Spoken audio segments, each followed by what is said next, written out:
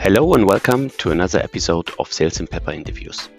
My name is Dominik and I'm your podcast host. Today I'm going to talk to Patrick Trümpi. He is the CSO of Unique and he's already working in sales for a couple of years. He made it from an AE role to sales director and now, as I said, is working as a CSO in a software company. So we discussed a couple of questions regarding sales and how sales changed over the last 10 years. And he has great tips around booking meetings for SDRs, but also other sales topics. So listen in, enjoy, and welcome Patrick.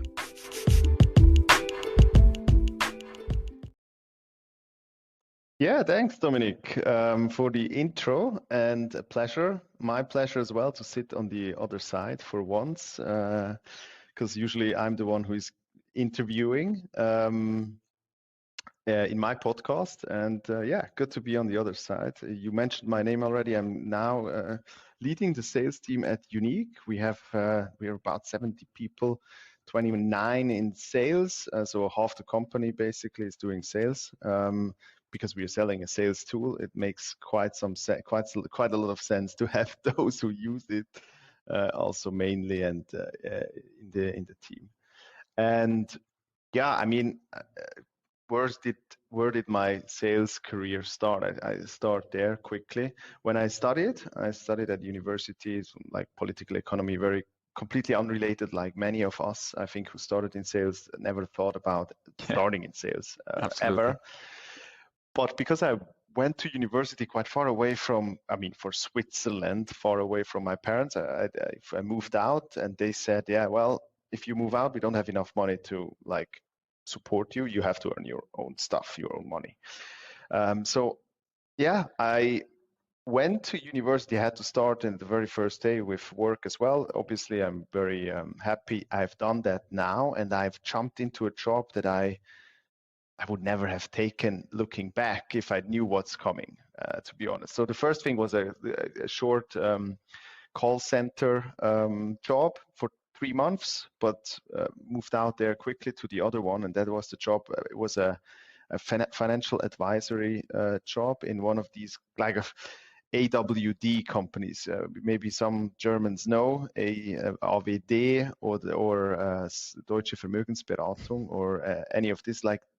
They have a bit. Their system is a bit. It's not a good image in general. The companies, because it's also easy to join. You can join.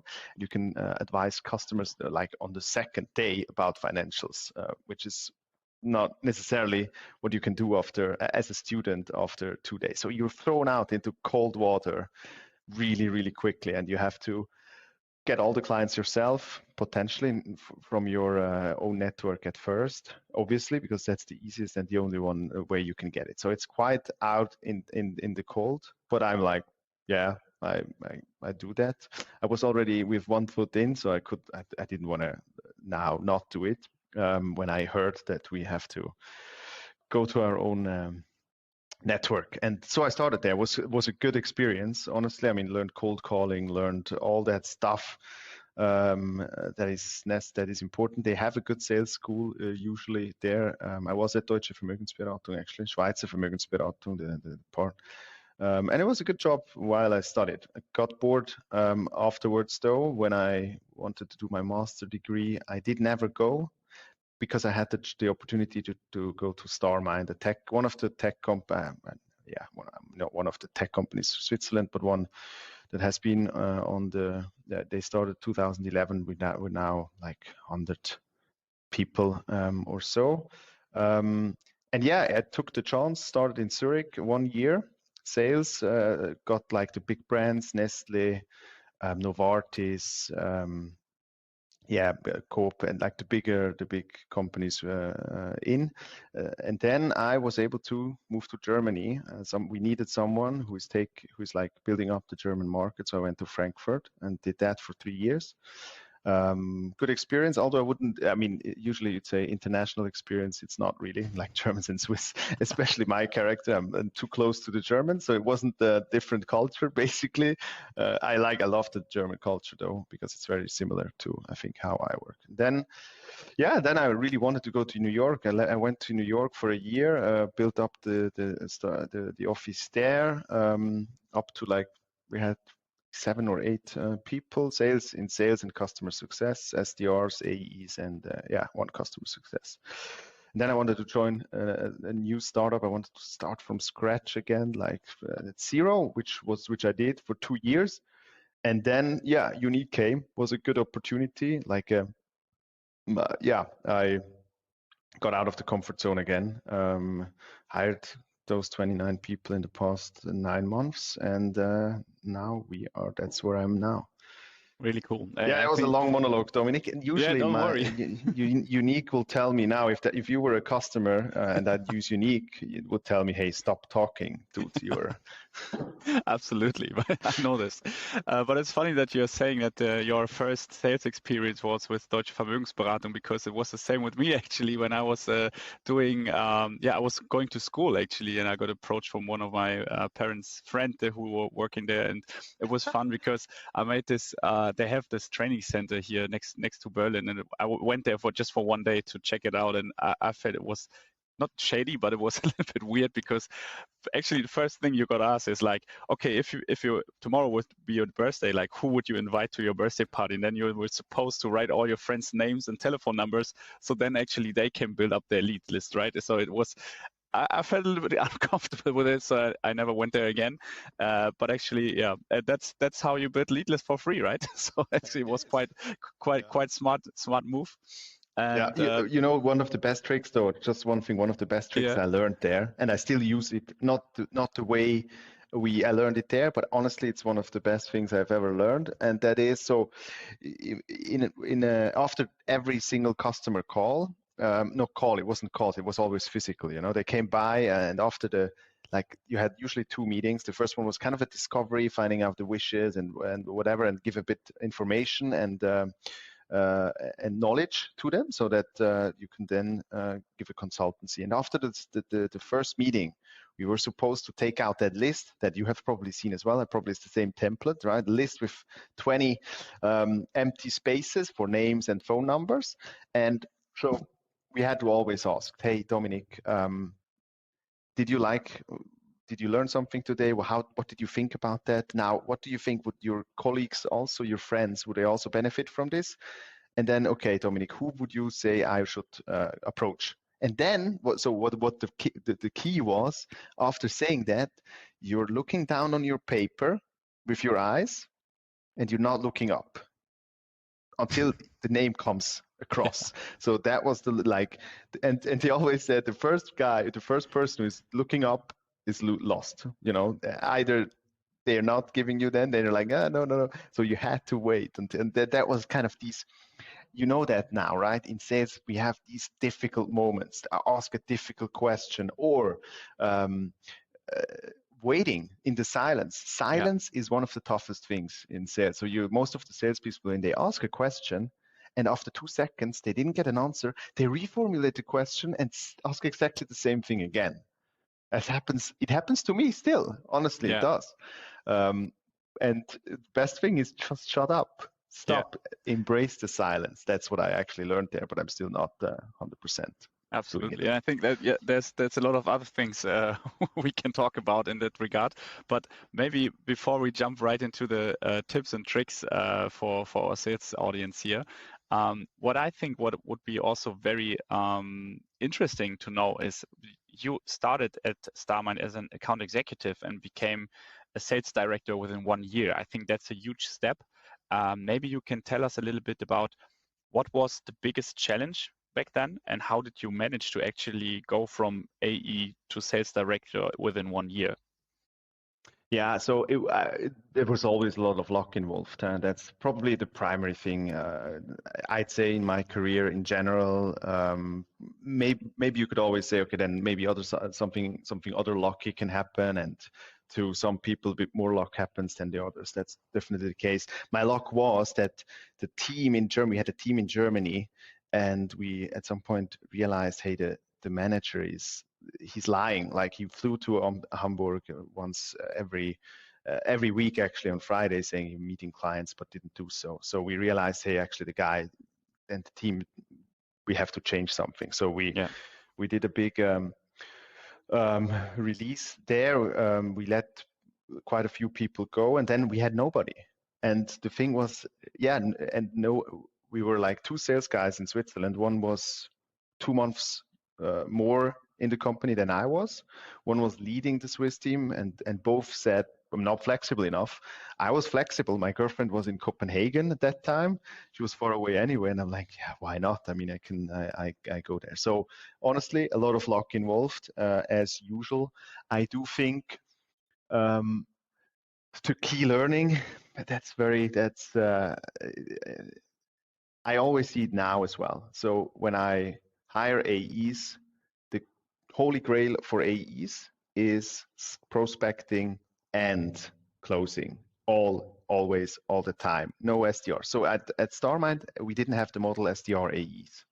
I was actually a full cycle sales, so I prospected everything myself, and we had deals from 50K to the biggest one was like 1 million or so that I got in that time. So, but I had to do from scratch everything myself, and it's an amazing learning. I kept it, so I was always prospecting. Because I didn't know otherwise, and I think that was also key for this. I mean, people in the company saw that my pipeline was always growing. I always had the strongest pipeline. I never relied on getting anything from marketing. I think I got in my whole life, and that's not an underestimation.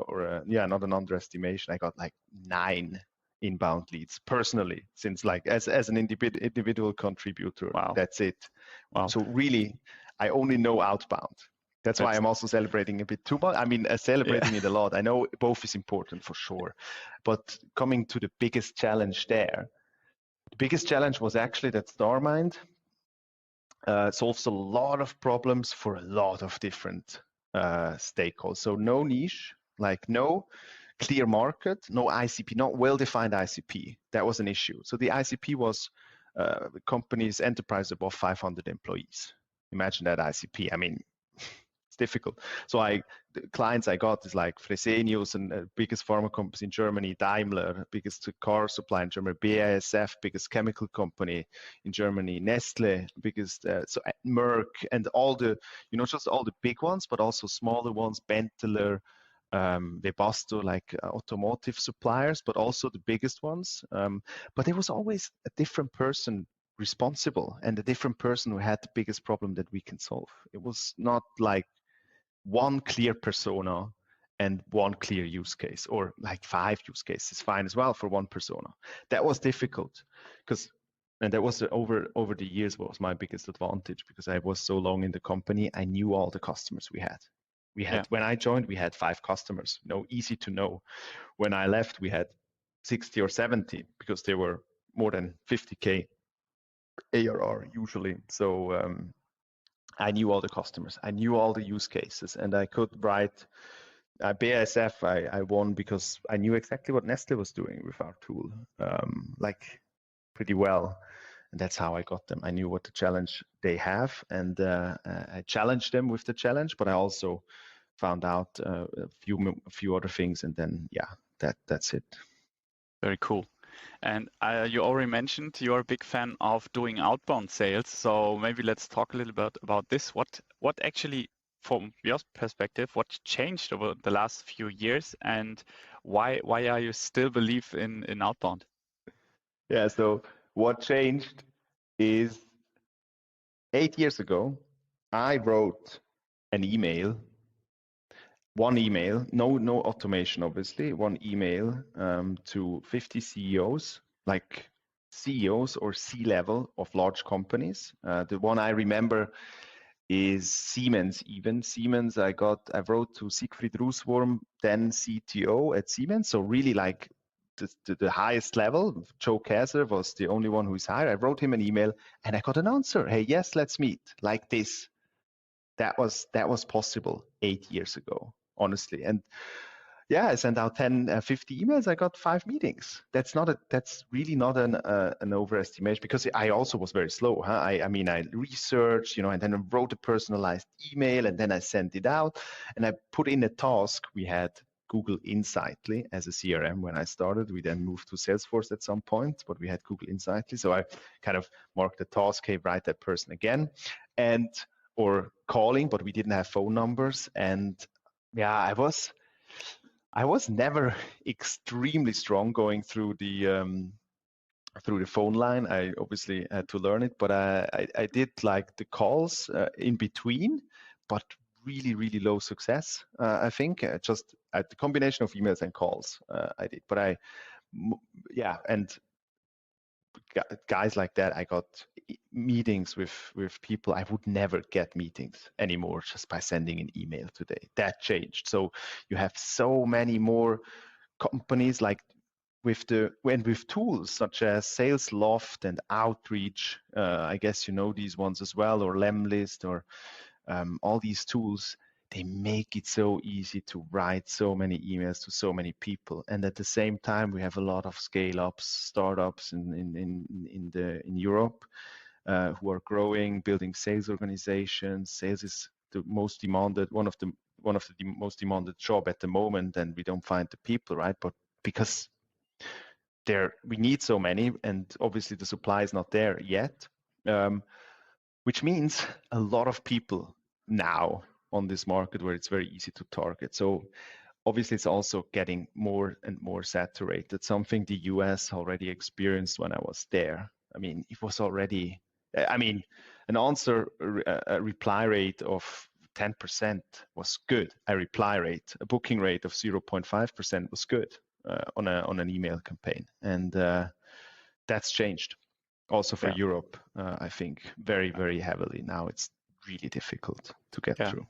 I absolutely agree. I think also looking back to, I'm working in sales for 10 years now, and I feel it was normal to just call people, right? And I think looking to new GDPR rules and all this kind of stuff, also LinkedIn popping up even more especially in sales. I think that's what I see, at least, that approaching people via LinkedIn, building a personal brand, all this stuff is actually not quite new, but it's getting more common, and more people are actually using those multi-channel approach, and also building sequences, what you just mentioned with systems, also new software popping up everywhere. And I think it's quite interesting times, because the role itself is shifting, but I think actually it always comes back to the same things, and it's just a numbers game, what you described, right? You need to know your conversion rates, you need to know what input do I have to make, and where am I very strong at, right?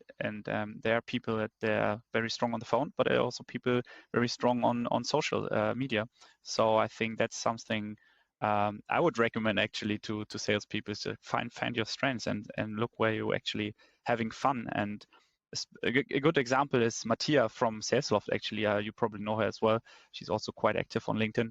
And she booked her meetings just over email. She never took the phone, and she's saying, hey, I'm sending memes to customers, and I book my meetings like this. And if you ask me, this is not the holy grail, but if it's working for you, go for it, right? So in the end, it's just the end result which matters. That's for sure, yeah. That's for sure. Mattia certainly is a very unique example. That, yeah, it's her, and not many have achieved in Europe what she did with so many followers, and probably it's gotten quite easy for her now thanks to this 100%. And yeah, I do think as well finding the strengths at first. I mean.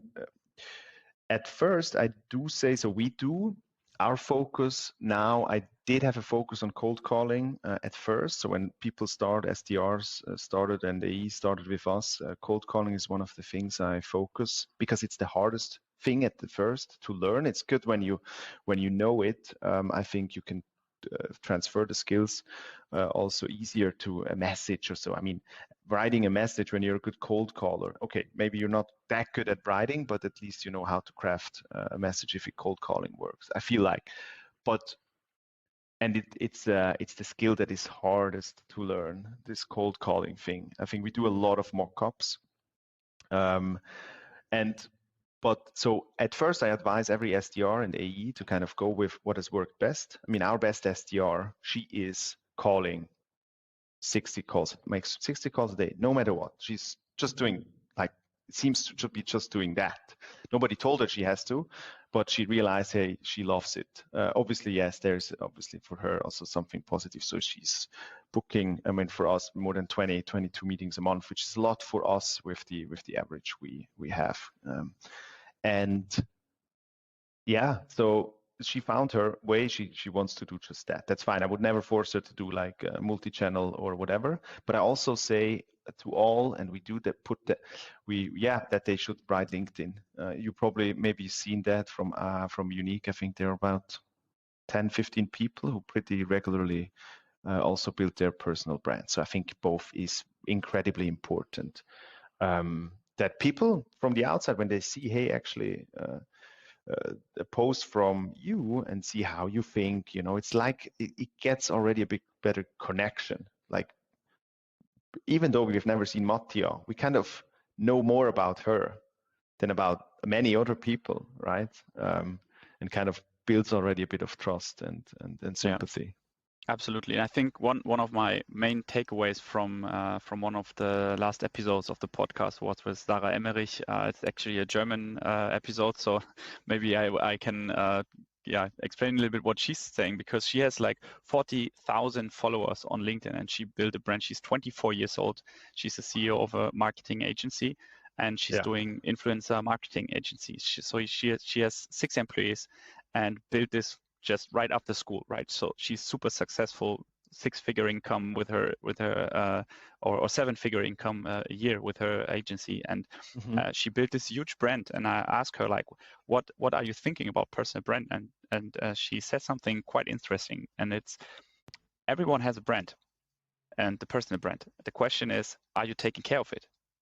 And it was quite intense for me, because I thought, yeah, that's actually it, right? Because if it's not a question if you want to work on your personal brand, it's more about how people actually look at you, and if you want to create it on an active way, or you're just out there, or you're nobody online, right? And especially looking to what changed, and in my opinion, from the buyer's perspective, is people are researching before they want to buy a tool. They're also researching you as a person when they know you're having a demo with them. And then it's actually a big advantage if you have a good personal brand, right? And it can help. So I think that's actually very, very important, especially for younger people or SDRs starting in sales, and also AEs or becoming an AE. I think that's something you should invest very early on, because a good network is golden, right? I think I'm a big fan of networking and events. Also, I talked to one of your actually good friends. I would say he's working for Yokoi, right? You probably know who I'm talking about. And we talked on one of our events, right? On one fair, and I think it's quite interesting because it's one of our main competitors. But we sat together, we had a beer, and we're just talking about the product and the challenges we see in the market. And I think it was super helpful for both of us. And it's not just because he's a competitor. I say, I don't want to talk to you because you're doing the same stuff than I do. And I think networking is for me at least one of the main things I can really recommend for everyone that's working in sales. Just go out and talk to people, right? Good point. Yeah, I like that point of view of Sarah as well. I think that definitely makes sense. As a sales leader, there's even like an additional point which is incredibly important, and it's so usually I hear sales leaders say, hey, it's very difficult to find salespeople, it's hard to employ them and so on. And honestly, I didn't have the challenge in the last 9 months to find and recruit people. And I think one of the reasons was because I was so visible on LinkedIn. People know what kind of values I stand for. And when they see, I mean, yeah, think about you looking for the next job. What do you go for a guy who's completely blank? It's just there, his profile picture and where he or she has been, or can you build trust more to a person who is actually then similar to you, maybe in some ways? Because that's the good thing, right? Then you also get people who are actually liking you, and you can build a first connection, even though based on content. So you also get people apply who are a better match already than people who don't care about that or don't care about what you write about. So taking that another dimension with hiring, I think, yeah, it's a no-brainer. 100%. Yeah, 100%. I agree. Now we talked a lot about general topics in sales, Patrick, but I think what would be also super interesting to know, because you're selling a sales software, right? So you probably also have some good insights. What's actually, in your opinion, the biggest mistakes people do in sales? Good. I mean, something I have done certainly is too early, too detailed about certain specifics of the product. So, I mean, at the first 2 years in my sales career, I didn't know about discovery. I just went there, then presented something, put out some slides, not even slides, we had like paper slides, and we did it physically, and we didn't use the computer. And then do a pitch, like pitching out into the blue. I think that's quite an obvious one, but pitching out in, because I have done it myself in the past quite often. Pitching out in the blue is probably one of the key mistakes I've seen. And I saw you already made a LinkedIn post about it, when people saying, or customers saying, just show me the product, right? I think that's something also I see a lot people struggling with when actually customers asking for the pitch, but you don't know anything. So what are you going to show then? And I think that was a quite interesting post you did. Yeah, and the second one, that's actually a good one, because I like the answer of the guy, because also not being too religious about something. You know, we do have a process, a sales process. Yeah, it starts with a discovery, and it's a demo and so on. And you know, if somebody is really like, hey, now let me see the product. Always like find explain, hey, you know, I can show you the product. It could take like an hour, and we are not even half through, and you're like, wow, I've not seen anything interesting. We just run the risk when I do this now, we run the risk of that, because we have not just one feature. You know, I can show you and I can make some assumptions on what could be interesting for you, but we could actually help with this and so on. But you know, if that's what you want, and you don't see it, and if they don't see that, then okay, you do it. But he was also right. I mean, whoever bought, were these really the customers who came in and said, just show me the product? That's the other thing. But yeah, I think and it's a really difficult. I had difficulties with that objection at the beginning when I changed. You know, you're changing, you're obviously not coming across as very assertive and very, you know, you don't understand 100% why you're doing it at the beginning either. Why am I asking questions at first? Why not showing something? And then it was like that at the beginning as well. So, and then they take the chances and say, come on, what are you doing? Just show me the product. I think you mentioned something quite useful, and it is just communicating, right? I think it's super important to be transparent also for the customer, to transparent about how does the process look like, right? And I'm always introducing myself and tell them, okay, first of all, we will ask you some questions, then we will show you the product, then you will have the possibility to ask questions. So they have in mind already, okay, what is going to happen, right? And I think then it's not a problem. most of the time people say, okay, that sounds fine. Let's go for it. And then you don't have the problem that people are actually interrupting you and it's saying, hey, can I actually now see the product because you're asking and asking. So that's actually good tips from your side here. Is there anything, like we talked about doing mistakes in sales? Is there anything you say, okay, that's the winning formula? Like what are the most, or who are the most successful sales in your opinion? And like what are you doing? What are they doing differently? Yeah, we talked about it at the beginning, and it's really it's really this. It's really taking ownership of the whole cycle and never stop prospecting. It's as simple as that.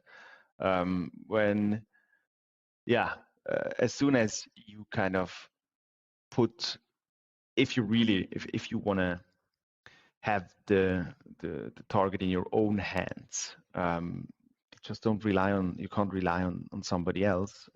You have to do, if you see as quickly as possible, if you see quickly that your numbers are not there, then go for it. And that brings me to the second point that you actually mentioned already today. I think what is extremely important is to make your calculation, do the math, even though you weren't good at math in primary school, and most people in primary school, you probably remember, oh, we never need that thing, and we never need that stuff anymore. Why are we learning math? Yes, you do need it now.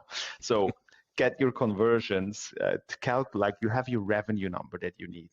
It's so easy now. Okay, you know an average deal size. Okay, revenue number, average deal size, you know the number of deals that you need to get in, with what average per month or per quarter.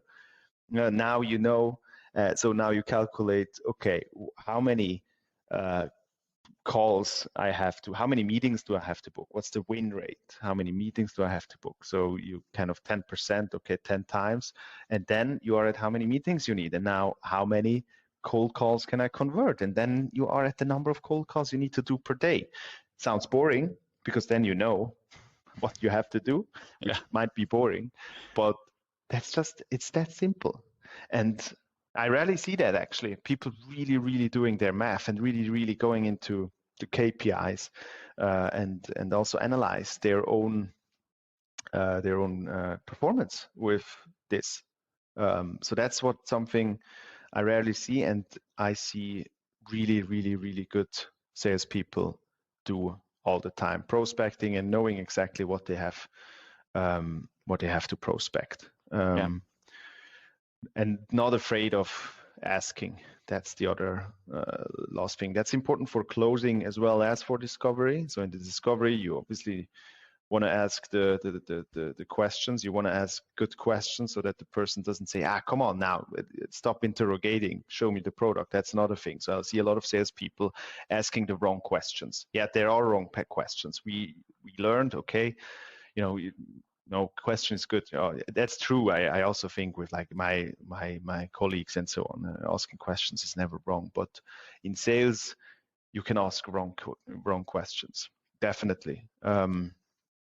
And that's mostly the like, I'm talking about that on LinkedIn as well. The egocentric question, the situational questions. They're usually, they're usually quite difficult. When I say, hey, Dominic, can you explain me the sales process? You're like, why? Okay, I have to explain to you the sales process, but I don't really know. But I could ask you differently. I could ask, hey, Dominic, when you look at your sales process today, where do you see some difficulties at the moment? That's a different question. It's a customer-centric question. The other one is you give me information, and you put the focus on the problem, right? I exactly. mean, that's the point. You want to find out the pain points. Yeah. Yes, because by you explaining me your sales process, I then can infer a problem. Patrick, I as a salesperson, I can maybe think, because he's doing it this way and he could use our product this way, he could actually benefit. So he's got a problem. Yeah. That's not the way, but you don't know that. And for you, really it's good. like, that's what people annoys in the sales calls. Yeah. These egocentric questions. How many salespeople do you have? What does your sales process look like? Yeah. What exactly are your salespeople doing? no, these questions are lazy. Absolutely. That's the other thing I think that people. I think I totally agree, and I think also looking to our SDR org, and we have lots of people coming from university, first job of their life, and I think what's quite interesting to see is actually always the same. Like people are afraid to pick up the phone because they think they can say something wrong, and I think what I can recommend here is just like go in there and try to not think about the end goal, right? If you go into the call and you want and you think about I need to book a meeting, you will probably fail because you're focusing on the wrong thing. And what I'm trying to tell them is just go in the call and say I want to have conversation with this customer, right? I want to learn about the process. I want to have a good conversation. And if you go into this call like this, it's a much higher probability that you are going out of the call and you are happy, right? You are like, okay, that was a good call. I didn't book a meeting, but I learned something and I can use it in my next call. And I think that's how actually I approached my cold calls back then, and I think it was quite good. So I booked my meetings, and and I think it's helping. It's helping because you're not frustrated at the end of the day when you had like 60 calls and you didn't book a meeting, right? Yeah, so good one. Is there anything you can recommend, especially because we talked a little bit about AEs and how to structure the sales process, but also looking to the front of the funnel, right? People are working as an SDR. What can you recommend around sales calls, right? About doing outbound? What's your, maybe you have some tips for our listeners. Learn a good start. Get your start right. Practice. I mean, practice is the one thing. I know it's the most annoying tip because it's like, oh no, I have to practice and I have to do mock-up. We do a lot of mock-ups calls at Unique. Like every SDR who started in the last 3 months, we do once a week, at least 1 hour a week, or even more. I also get now calendar invites from our newly started SDRs, and they do mock-ups with me as well. I think it's so important to have these first 30 seconds perfectly nailed down. Yeah. And then we can actually, if you want to, we could do 130 first seconds, but it's like that you need to get completely easily right. And then, it's tough. I think the listening part is really, really difficult because, especially for new SDRs, right? When it's really difficult to think about, okay, what question should I ask now when I say something, and they think about, oh no, what question should I ask? It's really hard to learn that kind of that mental model that you need to kind of get to the next question. I think that's important to kind of take a model. I think spin partly can help, spiced as well without the S. So problem implication, always think about, did he talk about the challenge now? Did I know the implication of the challenge? Because that's something you can always ask. There are also certain questions I teach them that they can always ask. For instance, hey, Dominic, what exactly do you mean by X, Y? Yeah. What do you mean by sales process when you talk about it? I mean, even it's an obvious word, you can still ask as a kind of get around. That always helps. You can also always summarize. That's something I advise to win time. Kind of say, hey, Dominic, so that I understand correctly. What you said is blah, blah, blah, blah, blah. And when you do it, you get a lot of more information afterwards. Yeah. It works beautifully, actually. So there are a few tips, a few tricks I think you can use in the calls that we teach our SDRs. But I think the main thing is really write a script for the first 30 seconds, 40 seconds. We provide a script, but at some point you have to find, you will find your own way, or people find their own ways. At first, follow what the company teaches you. Don't invent when you have zero experience and you started a company and you invent your own stuff in the first day. Bad idea. Just follow that script for the first 2 months. It's fine, 3 months, and until you're successful, because that's proven. So if you're doing your own stuff, you don't know if it works. So follow that at first, and hopefully you have stuff like that. If you don't have enough coaching, just put your boss calendar invites, send them a calendar invite for half an hour, mock-up calls. They won't reject that, I'm pretty sure, except if it's a really, I mean, I would say then bad leader, I guess, if you don't accept coachings from your SDRs, if they send it to you, you know, I mean, do that. Send those calendar invites half an hour, do mock-up calls with them and get feedback as often as possible. I think what helped me a lot in the beginning, because I think, of course, you can use the best practices, or if there's no playbook or something in place, what always helps is just ask your customers, right? Why actually are they your customers? What do they like about your product? What pain points you're solving for them? And use this information and go out and talk to new prospects, right? And tell them, okay, we have customer XYZ, and they figured out that they could increase by 10% or whatever their productivity while using our product. Is this something that could be interesting for you as well? Something like this, right? I think there are a lot of possibilities, but you mentioned something also what is quite important, I think, and it's find your own way. I think, of course, sales is a numbers game, but you will never be successful, in my opinion, if you just copy your colleagues, because it's not you. You're trying to imitate someone. And I think the people who are really successful, it doesn't matter if it's the Mattia we talked about, or even Jan Mundorf, we also both know, they are themselves. They build their brand, they're going out and they have their vision and they stand for something. And I think that's also very important. Doesn't matter if it's the sales call, the pitch, or if you're doing the demos. Be yourself, be you, and and I think then you also will experience quite good success. And hopefully the being you is some, you know, that's also, so I had a lot of discussions about authenticity, and yes, obviously it has to come across authentic. I thought a lot about what it actually means, and I think it's quite a difficult, because authenticity is, as you just said, you know, be you.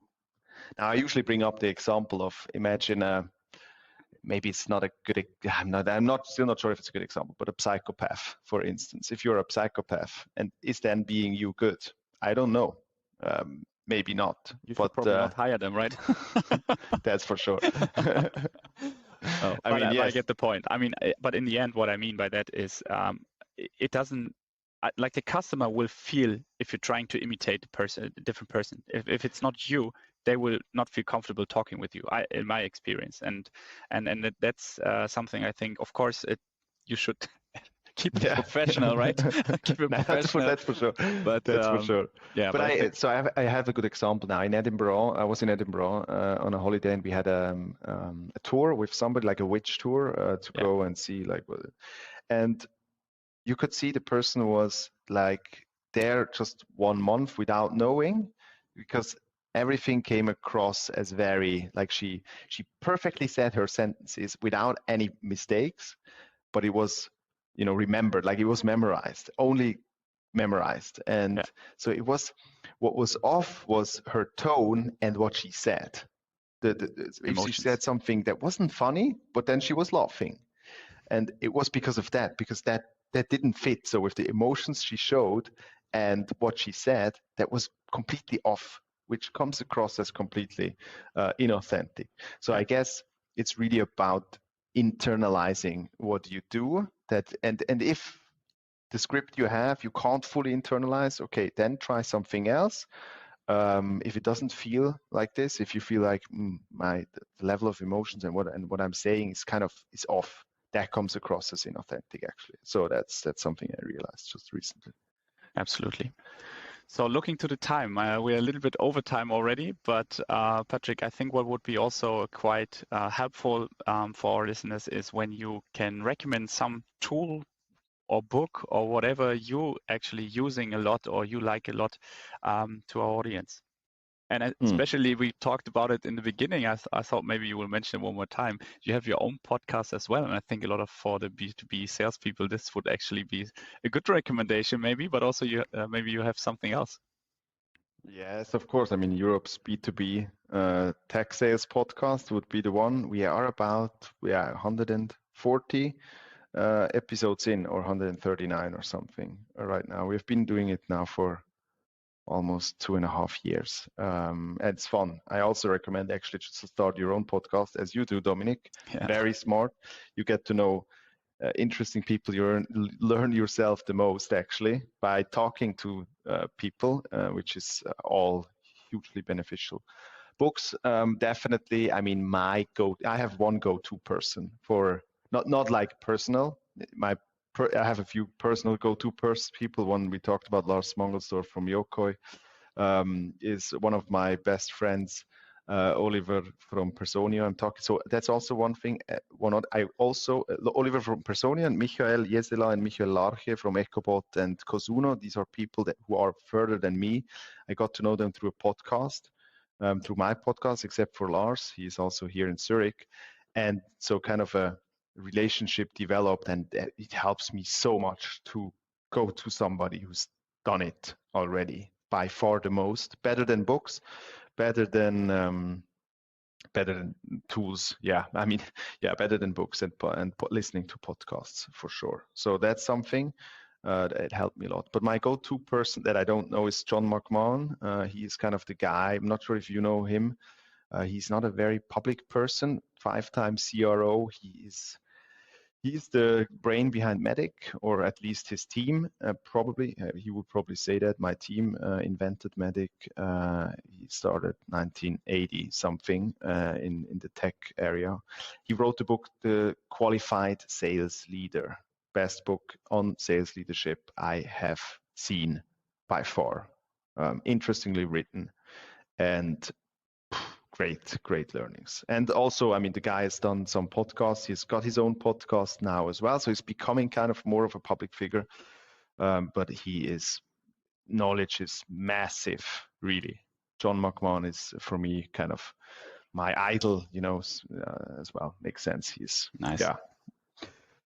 Yeah, and tool, I mean, okay, this is a bit cheesy now, Dominic, but obviously I would, as a sales leader, I have to bring in, I mean, Unique is the easiest, for me, is the biggest pain solver, because you know that salespeople are very optimistic, right, about their own deals. They know, yeah, it's happening for sure. Close date is then. I know I'm very, very optimistic. And I, as a sales leader, I don't see it in the CRM, because who likes to put stuff into the CRM? Not sure about you or your sales team. It's quite difficult. And that's something that it helps me a lot. Like we have a score that tells me, that Unique tells me, hey, with this company, we haven't even talked to the economic buyer, or hey, there is no champion defined in this company. Hey, this company didn't interact with your materials that you sent, or this company, there was no touch in the last 14 days, even though the close date is in 5 days. I mean, so the score is dropping, and I see the scores dropping, and I'm like, okay, that's something I need to talk, or my team leads actually. I'm not doing most of that, but my team leads talk with their AEs about those deals that are red. And I also see in my dashboard, hey, there are certain deals that are at risk. Still don't sleep well, obviously, because there are a lot of deals, or that there are some deals at risk. But that's transparency at least. Yeah, full transparency into everything, like all the discussions. It's a game changer, honestly. I mean, I can't imagine a world where sales calls are intransparent and not recorded anymore. If you have seen the world, you're not going to go back ever again. Yeah, I definitely agree. We use another tool for recording our demos, but I think that's super helpful when it comes to coaching. So I highly recommend for all leaders to take a look into those kinds of tools for sure, to get your sales team better, right? I agree. So sorry for that little but you asked for it, so yeah, but that's totally fine. And I think I will definitely take a look at it afterwards. So I think it sounds quite interesting. So we're a little bit over time. So thank you very much, Patrick, for being my guest. I think it was a super nice episode today, and I took a lot out of it. So thank you for being my guest. Have a nice day, and talk to you soon. Thanks for having me, Dominic. It was a pleasure. Nice discussion. The time goes by quickly, and it was cool to meet you finally. And I think you are also going to be on the AR artist, right? And so then we can meet in person. If you're there, we're see gonna us, see us. see each other. Yeah. Okay, see you.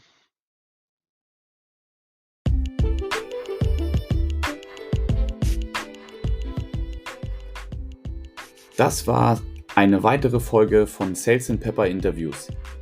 Wenn dir die Folge gefallen hat, freue ich mich über eine gute Bewertung von dir und damit du keine Folge mehr in Zukunft verpasst, einfach den Podcast abonnieren. Alle Infos zur Folge und Links zu Büchern findest du in den Shownotes und ich freue mich auf ein baldiges Wiedereinschalten von dir.